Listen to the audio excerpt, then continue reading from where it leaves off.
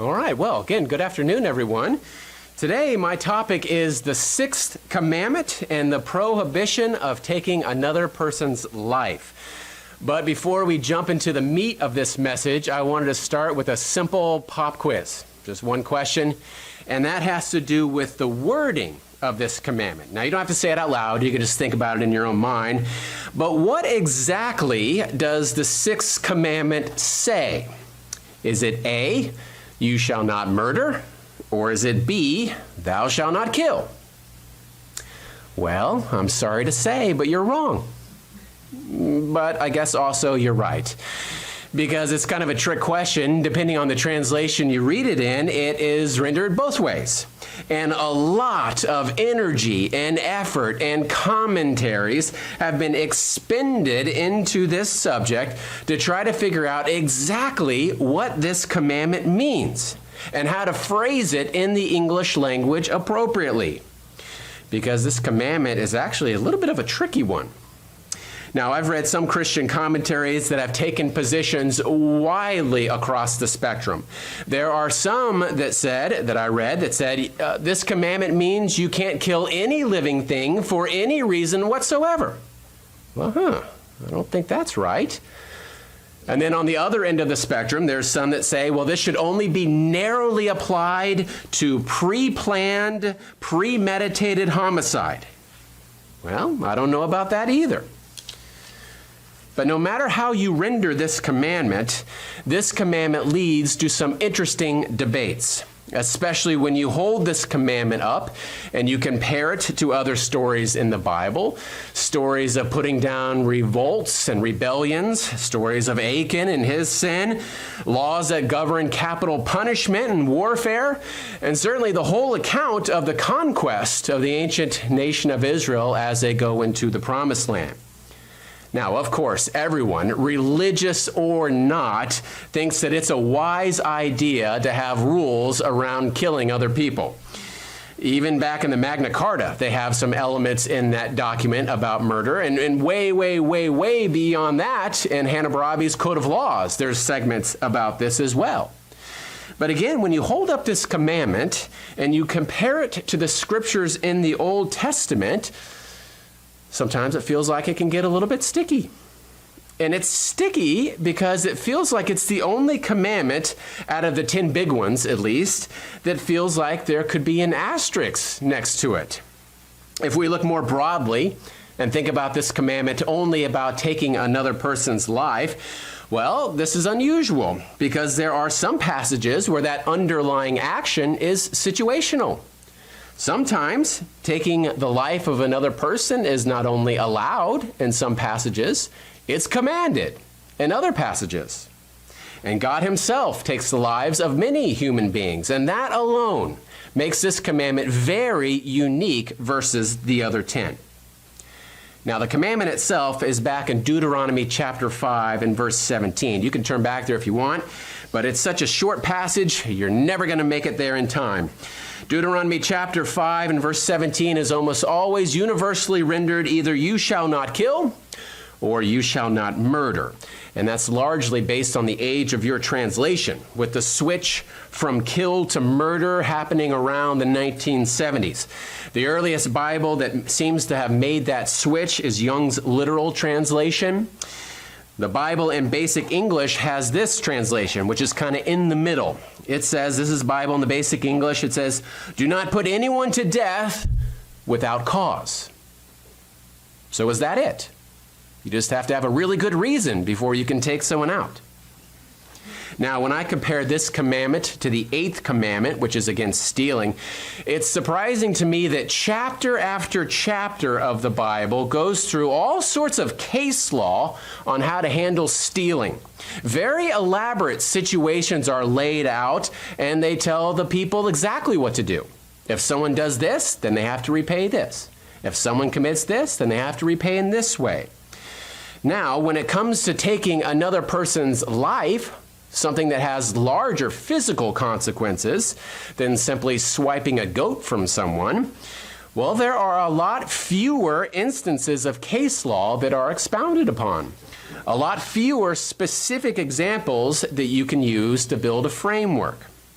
And of course, you have what some people would say, at least, some conflicting principles.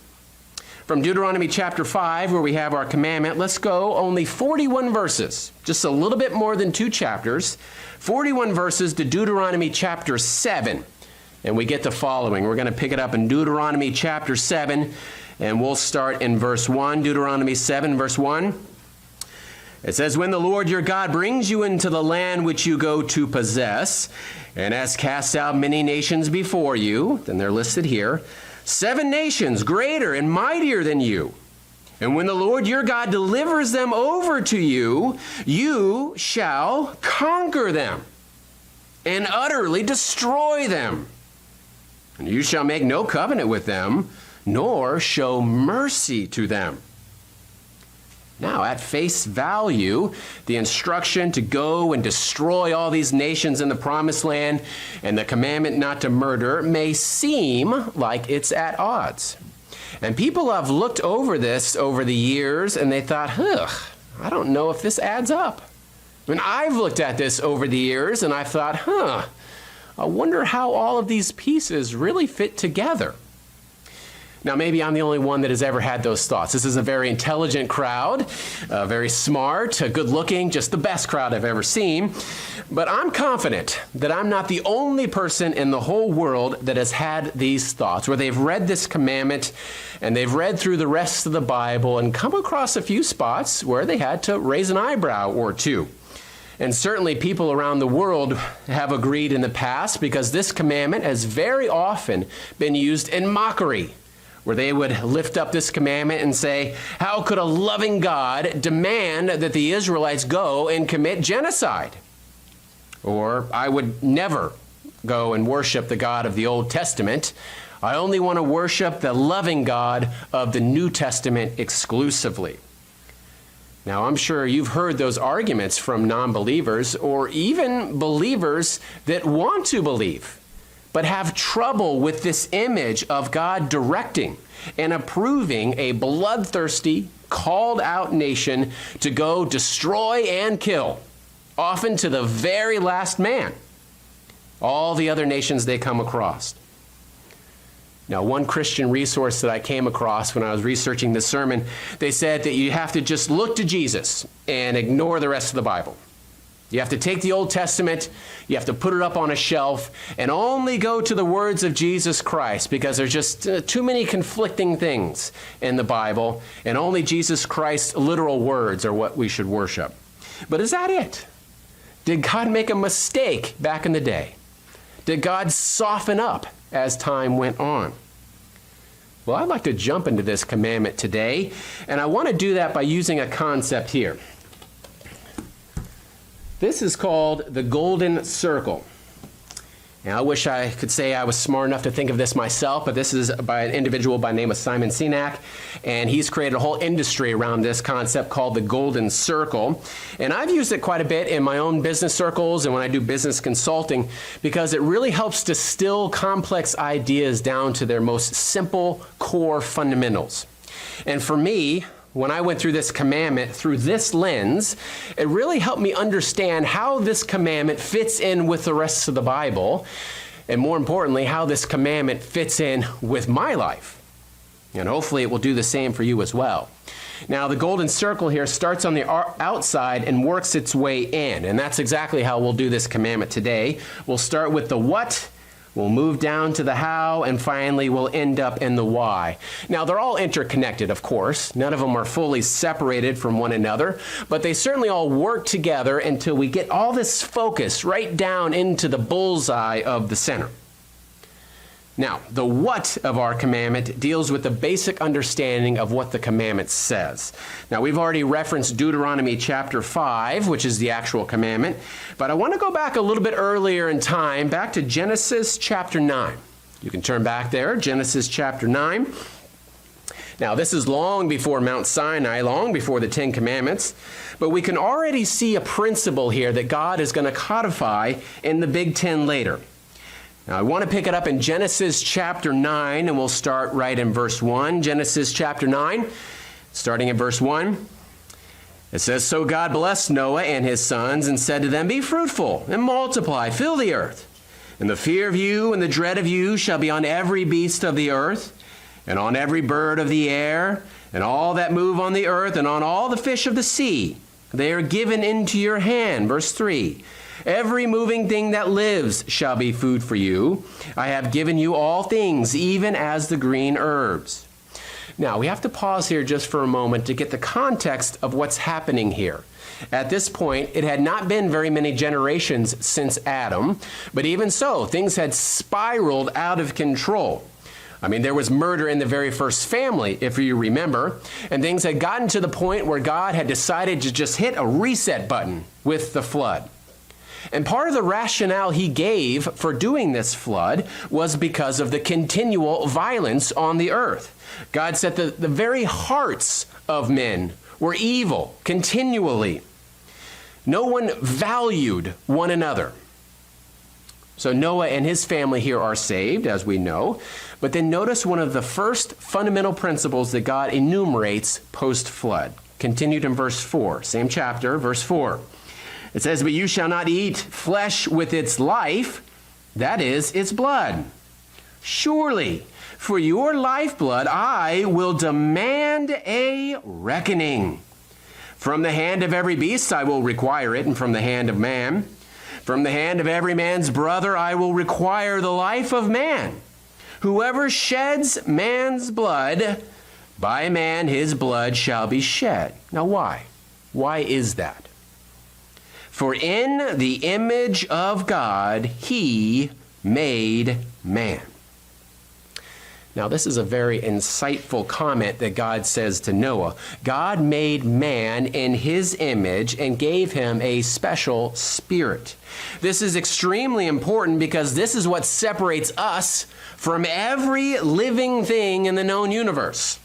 And because of this, there is a specific type of value that is inherent in life of all living beings, all living human beings. So much so that there was to be an accounting for it. Human life should not be squandered. It was not a frivolous thing. God creating human beings in his image was a unique and non-trivial action. And as a result, mankind did not have the authority on his own to terminate it. Now, God expands on this principle in many other places. I want to go back to Exodus chapter 21. You can head there. Now, we'll remember that the commandment is repeated in Exodus chapter 20. That's verse 13. And as I mentioned on the onset, that word that is translated into either murder or kill, depending on your translation, it has this underlying Hebrew root meaning of something like to slay or to dash into pieces.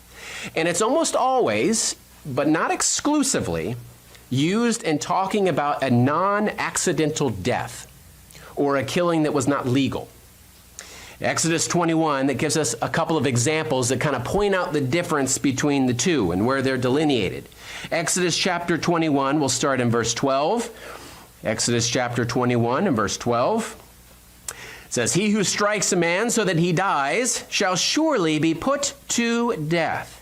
So this is a non-accidental, this is a purposeful death that someone caused. "However, if he did not lie in wait, but God delivered him into his hand, then I will appoint for you a place where he may flee. But if a man acts with premeditation against his neighbor to kill him by treachery, you shall take him from my altar that he may die." Now, it's important to note here that there is that reckoning for the lifeblood. What God told Moses back in Genesis chapter 9 still takes place here, whether it was an accidental or a purposeful death. If it was premeditated, or if they did it on purpose, it was an unlawful slaying, then the offending party was to pay for it with their own life. Like it says further down in verse 23, is life for life. But if it was accidental, then the offending party was to flee into a special city of refuge for a period of confinement. In no case was the offending party not to pay some type of penalty for the death of the other. There was always a reckoning. And this was true for all people within the civil nation. Israelite, of course, but also foreigners, even travelers, whoever. Let's go to Numbers chapter 35. Numbers chapter 35. This is the other main section about the cities of refuge. Numbers 35. We're going to pick it up in verse 10. Numbers 35 and verse 10. It says, "Speak to the children of Israel, and say to them, when you cross the Jordan into the land of Canaan, then you shall appoint cities to be cities of refuge for you, that the manslayer who kills any person accidentally may flee there. They shall be cities of refuge for you from the avenger, that the manslayer may not die until he stands before the congregation in judgment." Let's drop down to verse 15. Same chapter, Numbers 35, verse 15. "These 6 cities shall be for refuge for the children of Israel, for the stranger and for the sojourner among them, that anyone who kills a person accidentally may flee there." Now, so important was this concept that not only were specific cities set apart, but even the routes to and from were to be maintained.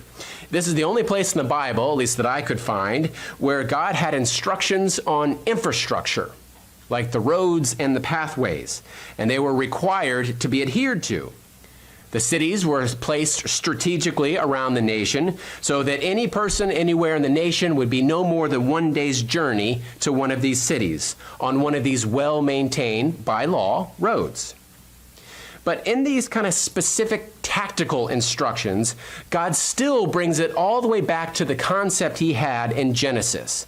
I want to drop down to verse 31. Again, we're still in Numbers 35. Now we're down to Numbers 35, verse 31. It says, "Moreover, you shall take no ransom for the life of a murderer who is guilty of death, but he shall surely be put to death. And you shall take no ransom for him who has fled to the city of refuge, that he may return to dwell in the land before the death of the priest. So you shall not pollute the land where you are, for the blood defiles the land. And no atonement can be made for the land for the blood that is shed on it, except by the blood of him who shed it.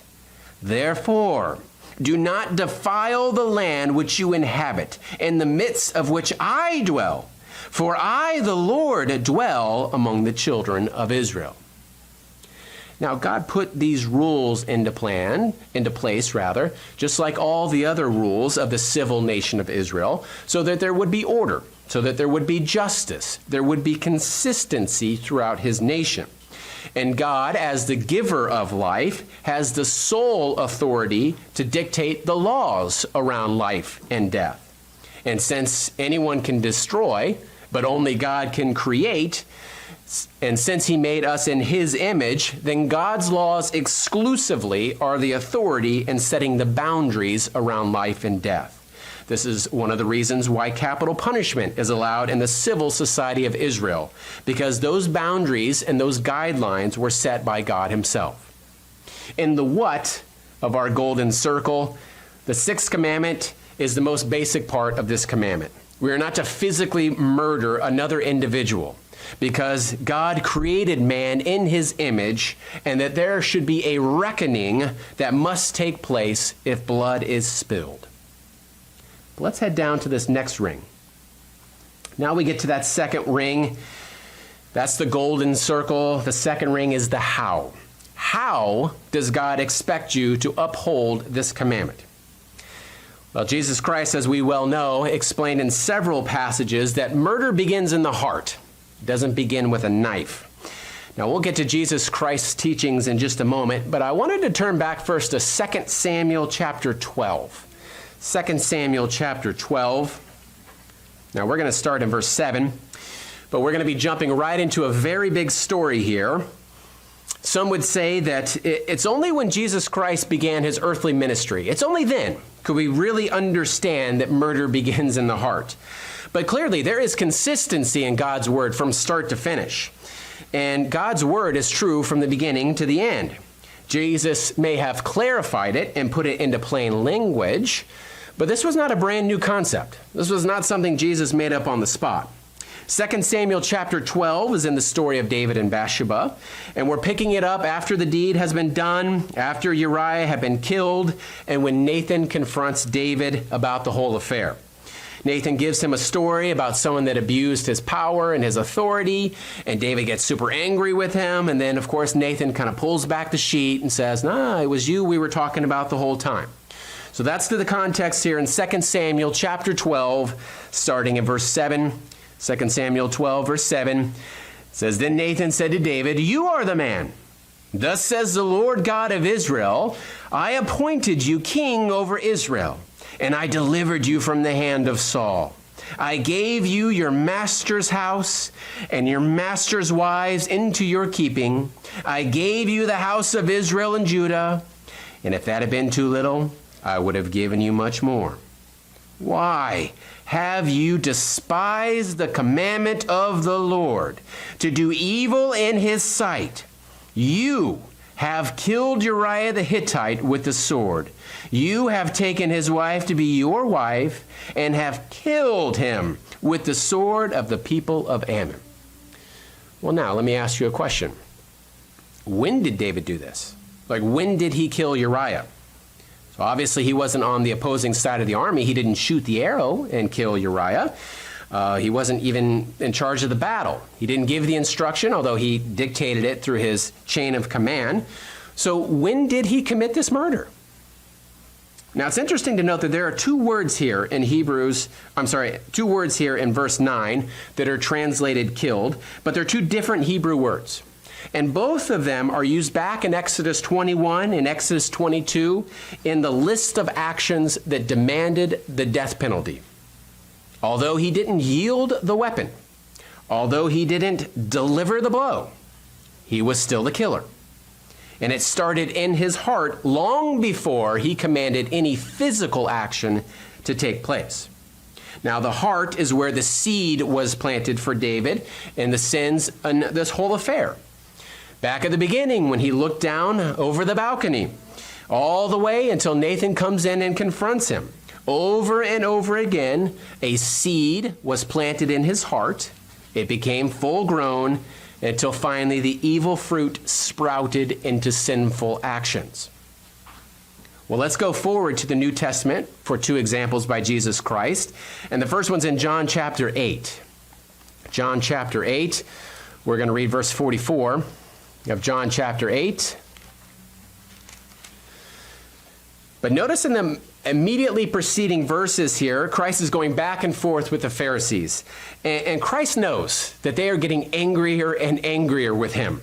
In verse 37, Christ points out that he knows that they want to kill him. In verse 40, he repeats it again. He can see their heart and their desires, and he knows that they have surpassed this angry, frustrated stage and have moved on into the kind of committing murder with their hearts stage. And even that is only a brief pit stop before they literally try to physically kill him.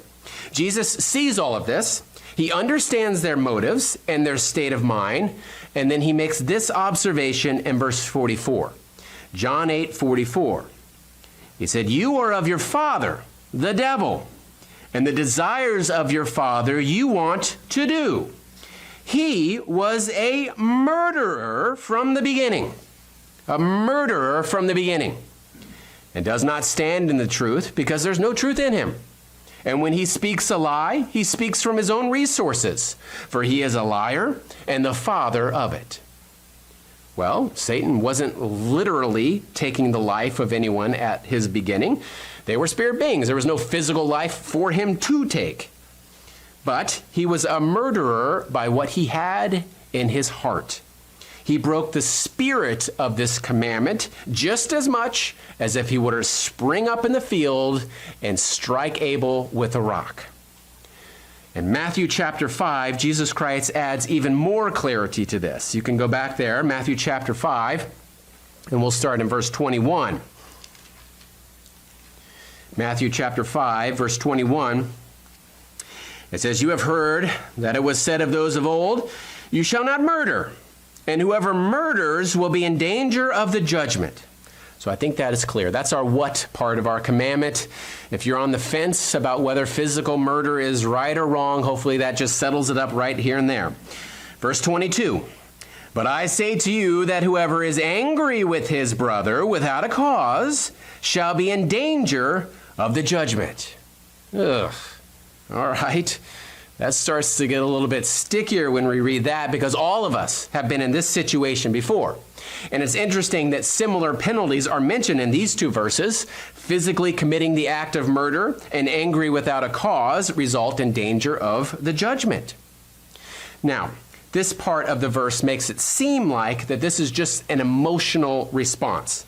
Like if you have a bad temper, then verses like these are your kryptonite. And of course, that's part of it. There are aspects of this thought, though, that some people get a head start. For example, I'm not a very emotional person.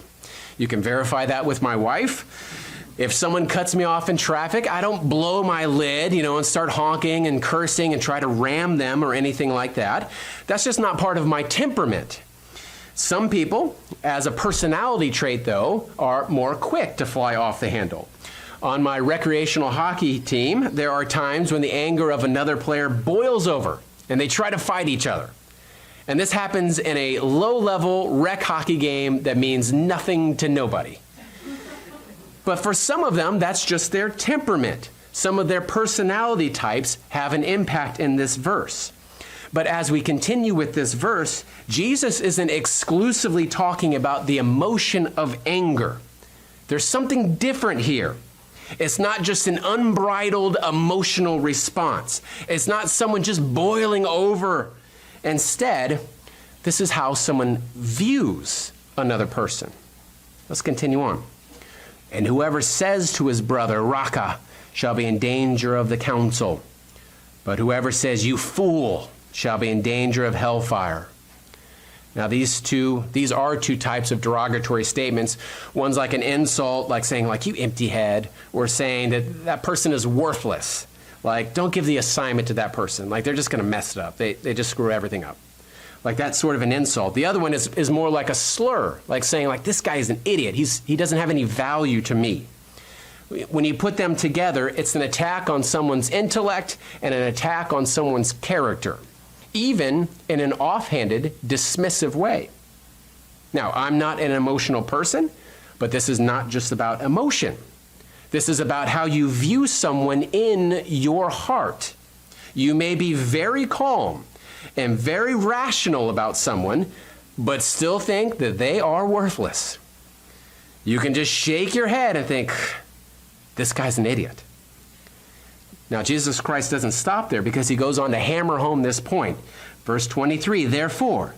Now, if you have your mind on the thoughts going on, if you find yourself in this state of mind, therefore, if you bring your gift to the altar, and there remember that your brother has something against you, or if you them, leave your gift there before the altar, and go your way. First, be reconciled to your brother, and then come offer your gift. Well, why this order? I mean, wouldn't it be better if you were to offer your gift first? I mean, wouldn't it make more sense if you make yourself right with God and then go to your brother? Like, you could offer your gift real quick just to get yourself in the right mindset. This would have especially been the true in the case of Jewish culture. Just to abandon your gift at the altar, that makes no sense. Well, this is the thought here that we're going to use to bridge the gap between our how and our why, because this really strikes to the core and makes this commandment more about not just taking the life of someone, but something that's more personal for each and every one of us. The commandment is very much talking about physically taking the life of someone else. The commandment is also very much talking about having this unrestrained anger and rage towards someone. But the commandment is also about the how and the why you value a person the way that you do. Do you value them as yourself, or do you value them less? The middle, this center ring right here, is one of the core aspects that God is emphasizing. It's about value. It's about value for one another. It's about value for human life. It's about the value in a creation that God made in his own image, that has the opportunity to be in his family forever. Now, if you're cleaning out your garage at home, and you have to get rid of some things, and you have two piles of things, and how do you make the determination which pile to get rid of? Well, you're going to pick the pile that has less value to you. If we go down in our basement and there's a pile of broken toys and half-used craft supplies, and on the other side is a pile of gold, which happens all the time in our house, no one in their right mind is going to get rid of the gold. Like, they know right away, intrinsically and instinctively, that this has value. One has more value than the other. Now, it's also, though, that same thought process that is ingrained in just about everything we do and how society runs. For example, this figure was from about a decade ago, but most private and government-run health insurance companies place a value of about $129,000 for each year of someone's life. So they use that number when determining if a specific procedure is worth the cost. Are they going to gain at least $129,000 worth of value out of that? The U.S. Army right now is paying $100,000 for active duty combat deaths. The official U.S. civil government value of someone's life is $10 million, although that can vary quite a bit from different agency. And this was developed in partnership with Vanderbilt University, and it's used within the government as a way to determine if a regulation is worth the cost. So they'll look and say, well, statistically, if only one person is going to die from this chemical, is it going to cost us more or less than $10 million to make this regulation? And if it doesn't, then the benefit does not outweigh the cost. It's kind of a heartless way to look at it, but I don't know if there's another way to do it. But even when I was getting my corporate disability insurance, I had to put different values on different parts of my body. So I'm a programmer, I work in technology. So if I were to lose my hands, my earning potential would go down a lot more versus if I lose my legs.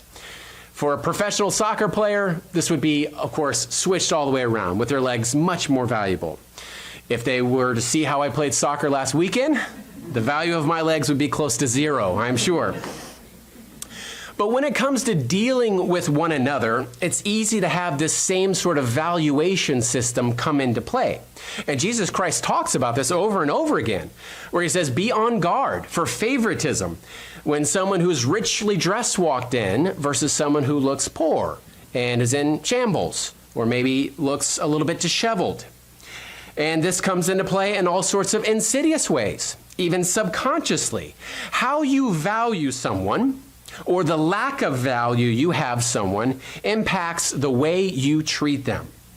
And how you value and how you treat them are really signs of how you love them. In 1 John chapter 3, there is a thread that ties this together. 1 John chapter 3. You can turn back there. 1 John 3, we'll start in verse 11. It says, "For this is the message that you have heard from the beginning, that we should love one another, not as Cain, who was of the wicked one, and murdered his brother. And why did he murder him? Because his works were evil and his brother's righteous. Do not marvel, my brethren, if the world hates you. We know that we have passed from death to life because we love the brethren.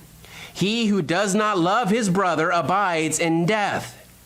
Whoever hates or detests or loves less, whoever hates his brother is a murderer.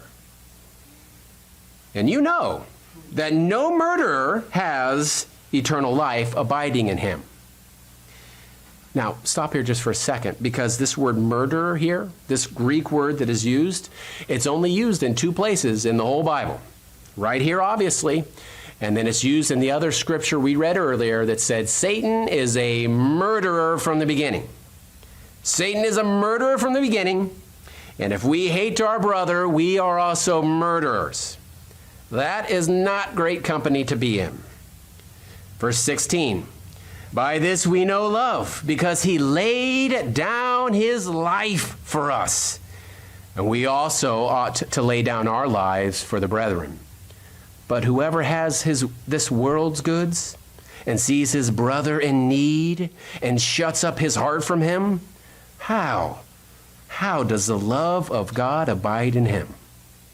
Well, clearly, he values his own goods more than his brother. He's got 2 piles in his basement, and he's selected his own goods and turned his brother's needs away.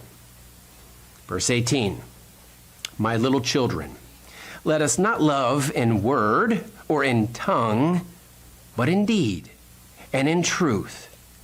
And by this we know that we are of the truth and shall assure our hearts before him. So it's very noteworthy to me that this section talks about the ultimate display of love as someone that lays down their life for someone else. Jesus Christ literally did this for us, but others also throughout time have done this for those that they love. Now, we've heard stories of people that will go into a rushing river to save someone, maybe a family member, maybe someone they don't even know, or any number of actions that show love and show that they quite literally value someone else's life more than their own. Now, this verse doesn't exclusively mean that you have to die for someone. There are multiple meanings behind this phrase, but the giving of your life is the ultimate demonstration of where you put your value. You cannot have love for another person unless you also value them. Now, you can have peace. You can have a lack of conflict. You can have respect for them. You can have laughter, and you can even enjoy them. But you cannot have love for them unless they also have value to you. Now, the Apostle Paul in Romans chapter 13 and verses 8 through 10 kind of puts a capstone summary on this very effectively. I want to read these verses together. Romans chapter 13, verses 8 through 10. Romans 13, verses 8 through 10. Verse 8 says, "Owe no one anything except to love one another. For he who loves another has fulfilled the law." Okay, well, what do you mean by that? If you have love, you fulfill the law. What do you mean? For the commandments, you shall not commit adultery. You shall not murder, which is what we're talking about today. You shall not steal. You shall not bear false witness. You shall not covet. And if there are any other commandments, all are summed up in this saying, namely, you shall love your neighbor as yourself. Love does no harm to his neighbor. Therefore, love is the fulfillment of the law. Now, if you have love for your neighbor, they have value to you. And if something is valuable to you, you protect it. You cherish it. You uphold it. It's similar to the commandment of stealing, I think, in that God is talking about ownership and not going outside the bounds of what is mine and what is yours is not. But first, you kind of have to stop stealing. Like, you have to get that basic part right out of the way. And then you can work on stopping this kind of misplaced desire for things. And then you can graduate to this fuller understanding of the spiritual principle that God is trying to communicate. Likewise, for our commandment, first you have to stop killing each other. That's the baseline. You just have to stop. And then you can work on reining in your anger and having emotional control. And then finally, you can work to more fully understand the spiritual principle, or at least one of the spiritual principles that God is trying to communicate. That you have love for one another by upholding their value. And this is very hard to do. This is very hard to do consistently and thoroughly. And mankind throughout the years has consistently struggled with figuring this out. The book of James is famous for talking about works and faith through works, but he also talks a lot about what we're talking about here today. In chapter 2, he starts off talking about favoritism. And in chapter 3, he starts talking about the tongue and how damaging it can be to one another and how you perceive one another. And I want to go to chapter 4, though, because in chapter 4, it feels, at least to me, it feels as though James has kind of reached his end. And I don't know if this is what James intended, but in my mind, when I read this section, it comes off as like an exasperation to me. Almost like he's saying, like, ugh, you guys just don't get it. You don't get it. And that's the context of what's in my mind when I start in James chapter 4 and verse 1. James chapter 4 and verse 1. He says, "Where do wars and fights come from among you? Do they not come from your desires for pleasure that war in your members? You lust and do not have. You murder and covet and cannot obtain. You fight and war, yet you do not have because you do not ask." Okay, fine. Let's just ask for it. Dear God, can we have everything we want? Verse 3, "You ask and do not receive because you ask amiss, that you may spend it on your own pleasures." The focus is all wrong. It's inward. The most valuable person is yourself in this case. You are missing the point of what your religion is all about. Now drop down to verse 11 here, because the mindset of these individuals needed to be reset. And where does it start? Where does this reset start? It's how they value one another. Verse 11, still in James 4, verse 11, says, "Don't speak evil of one another, brethren. He who speaks evil of a brother and judges his brother speaks evil of the law and judges the law. But if you judge the law, you are not a doer of the law, but a judge. There is one lawgiver who is able to save and to destroy. Who are you to judge another?" Finally, verse 17, it's with all this in mind, everything that came before it, where their mindset is, where they need to go. Verse 17, Therefore, to him who knows to do good and does not do it, to him it is a sin." Well, why in the world would someone know to do good and not do it? Well, I think the answer is obvious. It's where their value is, or at least how they value those people. Well, in conclusion, turn with me back to Deuteronomy chapter 22. Deuteronomy chapter 2. This is not long after the commandments are given. And it's in this huge section of rules and regulations.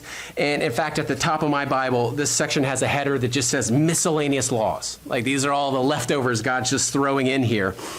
But it is very thick with specific regulations. So much so that you could be forgiven for skipping over verse 8, even though it's a real nugget of a scripture that ties the sixth commandment with the full meaning of the spiritual principle that we've been talking about today.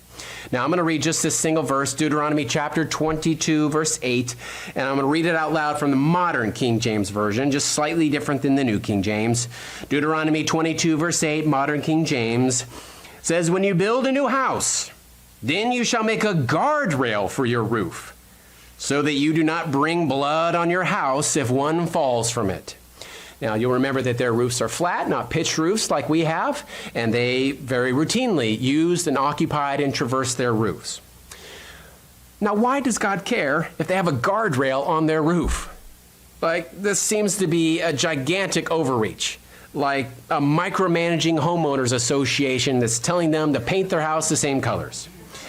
It feels like a nothing verse, like a throwaway line in a very thick sections of rules and regulations. Well, like I said, though, I think this connects all that we're talking about here today.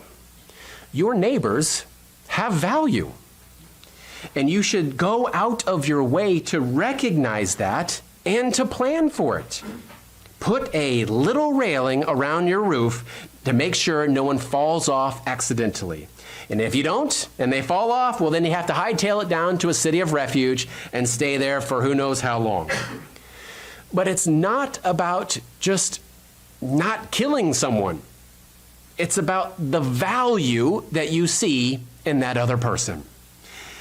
If it's just making sure that we don't stab someone or making sure that we don't fly into fits of rage, then we're going to be forever stuck up here in the what. Maybe we might fall down into the how every now and then.